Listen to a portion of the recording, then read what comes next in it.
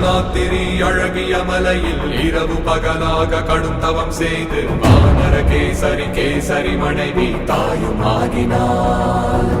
வாயுவின் மகனாய் பிறந்தானே, அஷ்ட சித்தியை அடைந்தானே, அஞ்சனாவின் புதல்வன் ஹனுமான் பாரடா.